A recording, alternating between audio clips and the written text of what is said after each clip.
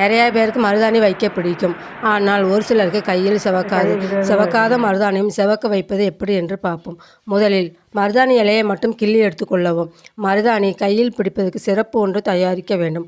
சிறப்பு தயாரிக்க தேவையான பொருட்கள்: தண்ணீர் 1 டம்ளர், எலுமிச்சம்பழத்தூள் 2, சிறிதளவு வெல்லம், பிரியாணி இலை 4, கிராம்பு 5. செய்முறை: ஒரு பாத்திரத்தில் தண்ணீர் ஊற்றி தண்ணீர் கொதித்ததும் எலுமிச்சம்பழத்தூள் போட்டு கொதிக்க விடவும். கொதிக்கும் போது வெல்லம் சேர்க்கவும். அதனுடன் பிரியாணி இலை, கிராம்பு சேர்த்து நன்றாக கொதிக்க விடவும். தண்ணீரின் நிறம் மாறும். 1/4 டம்ளர் வரும் வரை கொதிக்க விட்டு இறக்கவும். சிரப்பு ஆறிய பிறகு அதனை வடிகட்டி கொள்ளவும். சிரப்பு ரெடியாச்சு.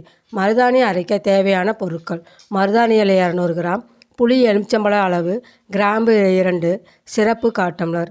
மருதாணி இலையை காம்பை நீக்கிவிட்டு தண்ணீரில் அலசி மருதாணி தண்ணீர் இல்லாமல் வடிகட்டி கொள்ளவும்.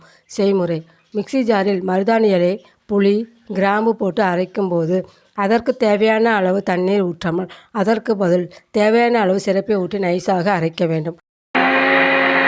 மருதாணி அரைத்தவுடன் கையில் வைக்கக்கூடாது. 2 மணி நேரம் கழித்து தான் கையில் வைக்க வேண்டும்.